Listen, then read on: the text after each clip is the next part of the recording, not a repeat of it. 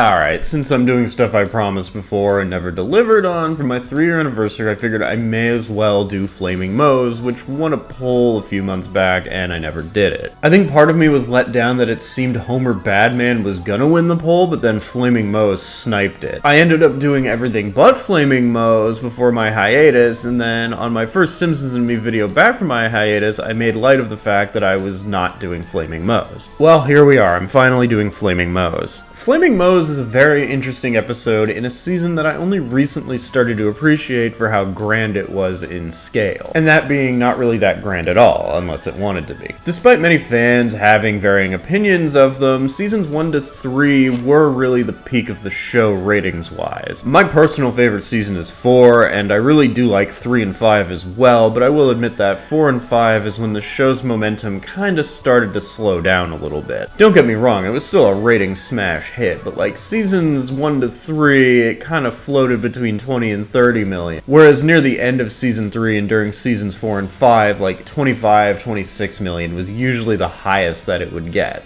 Simpsons Season 3 is very interesting to me because it really does walk the line between the cartoony feel of the first season and the more grounded family sitcom feel of Season 2. And at certain times, it kind of slowly inched into the more zany feel of Seasons 4 and 5. But nevertheless, there's a reason Season 3 is looked at as the first season that really feels like The Simpsons. It was the coming-of-age season for the show. They found a perfect balance between the family sitcom feel of 2 and the concept of a more wacky cartoon show, and I think Flaming Moes is an episode that kind of reflects that balance perfectly. It takes a grounded premise but plays it up to cartoony proportions, which is where The Simpsons is a Viking. Opening with Ion Springfield is like something, I don't know why I really like the whole like Ion Springfield thing. I think it just has to do with the fact that I absolutely adore like late 80s, early 90s media sensationalism, where every news show had to be flashy and cool, and like they use the term infotainment a lot. Wow, infotainment. The Ion Springfield song is low-key a banger. It's like that synthy kind of like late 80s, early 90s television music. I adore it. And like the imagery they're showing, it's like, it's a news program, but they're really trying to catch viewers, and it even cuts to bikini girls like right when the program starts. And what's funny about it is like, I was way too young to really remember all of this, but there's a certain level of familiarity with this type of news program when I see it. Like, I wasn't really cognitive when this stuff was airing, but like in the back of my mind, I remember when news programs were like this from a very young age. And I kind of miss it because the news fucking sucks. And also a quick fun fact, when Brockman is interviewing Drederick Tatum in one of his early appearances, is the first time that the F word was ever uttered on The Simpsons, albeit bleeped out. That town is a dump. If you ever see me back there, you know I really up bad. Considering it's a season 3 episode and it's a singular plot episode, they try to get things moving as fast as possible. It starts with Lisa having a slumber party and tormenting Bart, and then it kind of just jumps to Homer going to Moe's because he can't deal with the bullshit anymore.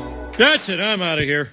And it's funny seeing Bart get kind of tormented by Lisa, because usually it's the other way around, but I guess Lisa has power in numbers. And I do kind of like seeing this sort of mischievous side of Lisa, you know, when she was still like portrayed as like an 8-year-old girl and not the writer's soapbox. Like seeing her torment Bart for once, as I mentioned, is really satisfying. And I wish we got more of this Lisa, but you know, if I start going on about how they ruined Lisa's characterization, I'm gonna start pissing people off, and we're gonna be here all day, so I'll just keep moving forward. Although I must say, it's really funny that Bart would rather jump out of his window and risk serious injury or death than get a makeover. The setup for the whole thing is that Moe's going through a bit of a tough time business-wise, and we get probably the first episode to really build up on Moe and Homer's friendship, which I personally think is probably one of the most interesting friendships that Homer has in the entire show. On average, their relationship is that of a bartender and his customer. Like, he obviously cares for Homer to some degree, but at the end of the day, it's all just business.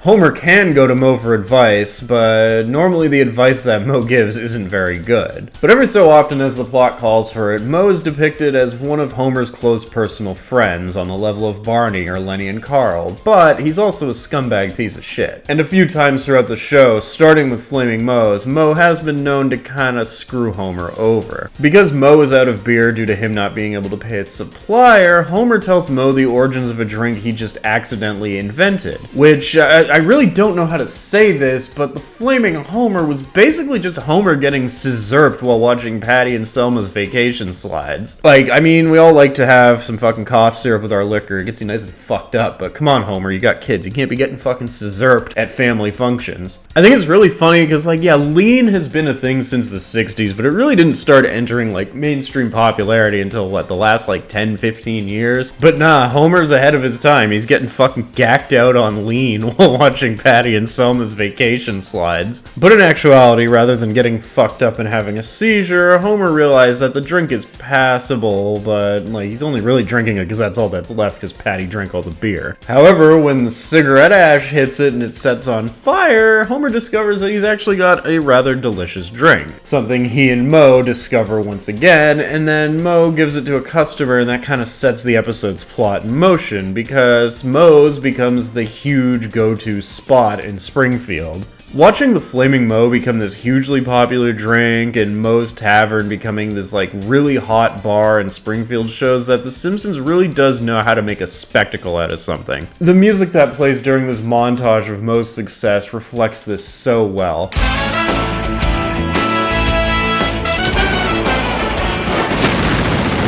Business is so good that you have celebrities showing up at the place. You got Krusty doing a Sean Penn impression, which is something that always made me laugh really hard. But then we get to something that I find is a gimmick that may have taken away from the episode just a little bit, and that is the appearance of Aerosmith. It is 100% like a walk-on cameo for Aerosmith. It's like it's literally, that's like a gimmick. I'm pretty sure they use this in promo material just to like show, hey, Aerosmith is here. Like they perform Walk This Way at this bar, and yeah, I get it. You wanted a band to be at the bar to show how big Moe's is getting, and obviously you were going to have a song play. But I find that this little bit kind of derails the episode a bit, and that's just like a minor complaint for me. It doesn't kill the episode or anything, it is just kind of like, you know. But all this really shows how great Moe has it, and how the whole story in essence is Homer being dragged and humiliated. His drink idea that he shared out of the goodness of his heart gets stolen by his friend Moe. Well, it's called a Flaming Moe. It's called the Flaming Moe. That's right, a Flaming Moe. My name is Moe and I invented it.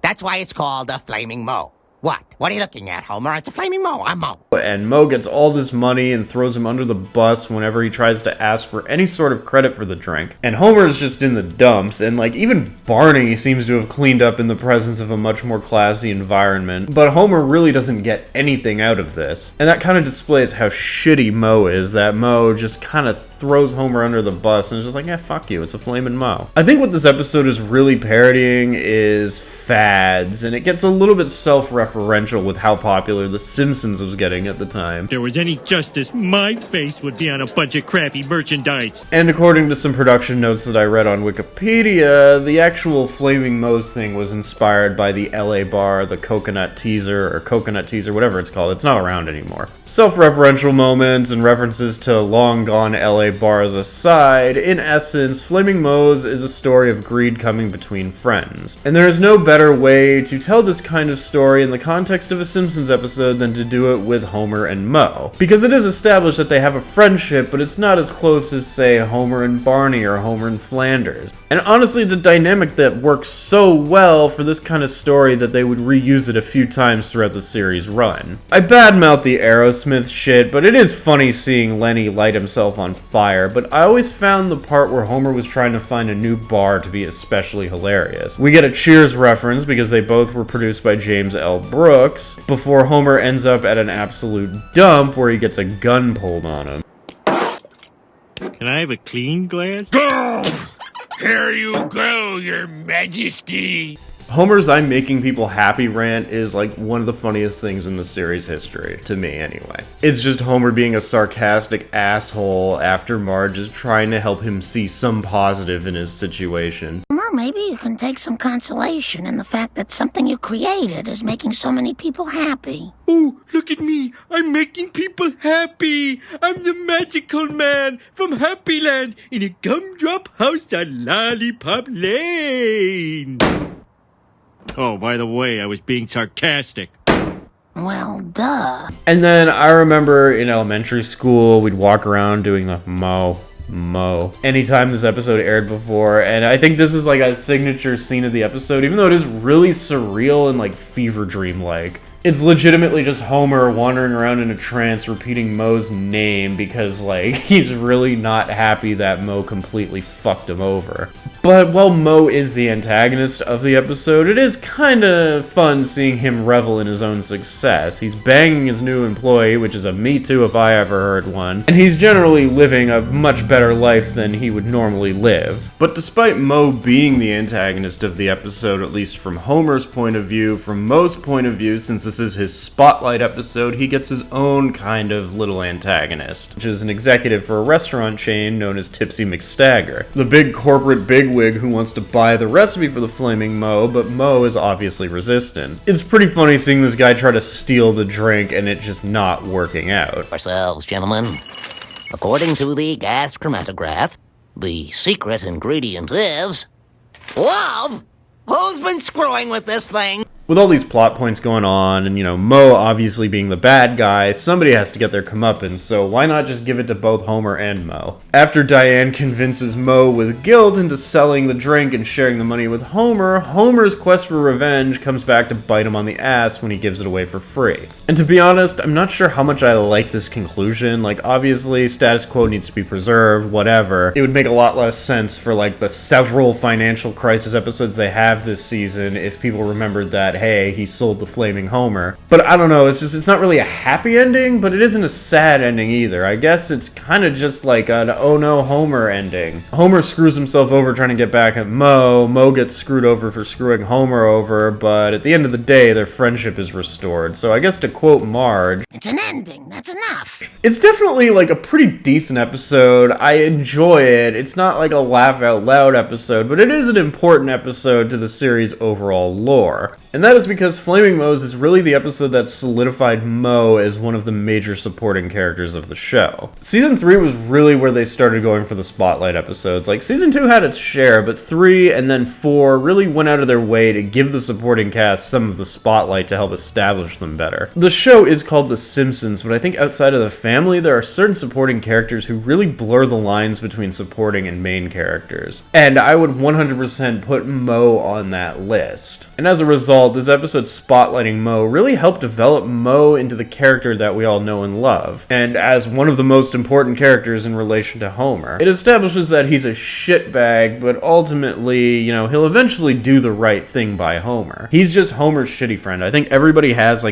friends for the most part, but then you always have that one shitty friend who's always like doing shitty shit, but like you're still friends with him because it's like maybe that's just who he is, he can't help it. Maybe Moe just could not help but screw Homer over. And in the end, when he actually tries to do the right thing, Homer kind of bites him back for it. Flaming Moes is really good at doing the spectacle thing. Like, all these big moments with Moes becoming the hottest bar in town. It's interesting to watch the storyboarding, the drawing, the shading, all of it. It looks good. Everything they do reflects the subject matter perfectly. I mentioned the music earlier. Like, I really don't like how they had Alf Clausen just killing it in Season 3 with the different compositions. From the Beverly Hills Cop remix and Separate Vocations to the guitar music from the Auto Show. Flaming Moes has this big, fantastical, sensational soundtrack, and there's some compositions in here you don't really hear reused in later episodes, which is kind of a case for a lot of Season 3 episodes for some reason or another. It's as if in Season 3 they were like, let's get the most out of this composer, but then by Season 4 they were like, fuck it, we won't use him that much, we'll just use like what he's already composed. The story of Flaming Moes is great. The episode is definitely one of the highlights of Season 3, but I find it kind of lacks in the humor department, oddly enough. It's a funny episode, but it feels much more story-driven than humor-driven, and that's okay, but like, I don't know, it hurts it, like, the overall for me.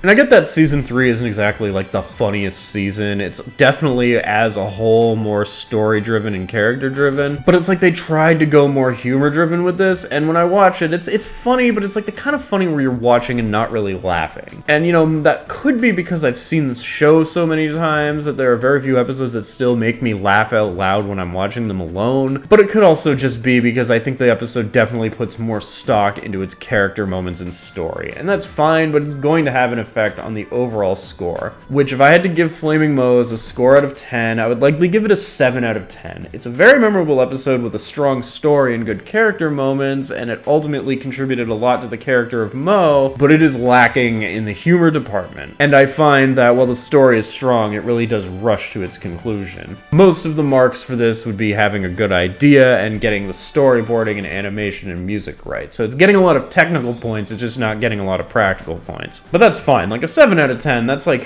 kind of above average. I've given out a lot of 7 out of 10s because The Simpsons is an above average show, but like I can't really bring myself. I wanted to maybe give it a 7.5 out of 10, but I'm like, no, that's like a little too high because I rarely ever get the urge to rewatch this episode. It's fun. It's 100% a TV episode. It's like if you see it in syndication, you're like, oh, cool, Flaming Moes. But you're never gonna like put your season 3 DVD in or like open your streaming service and be like, yeah, man, I want to watch Flaming Moes today. What it does well, and what it doesn't do well, whatever. So what are your thoughts on Flaming Moes? Do you think it's more story-driven? Do you find yourself a little bit disappointed with the lack of humor, or am I just being a stick in the mud? Let me know in the comments. And don't forget to like, subscribe, and share my video with your friends if they would be interested. See you next time.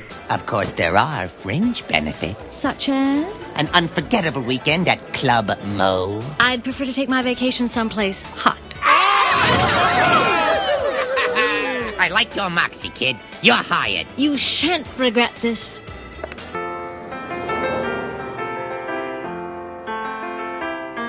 When the weight of the world has got you down and you wanna end your life, bills to pay, a dead-end job, and problems with a wife. But don't throw in the towel, 'cause there's a place right down the block where you can drink your misery away.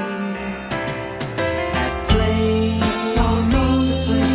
Moes, when liquor in a mug can warm you like a hug, and happiness is just a flaming moe away.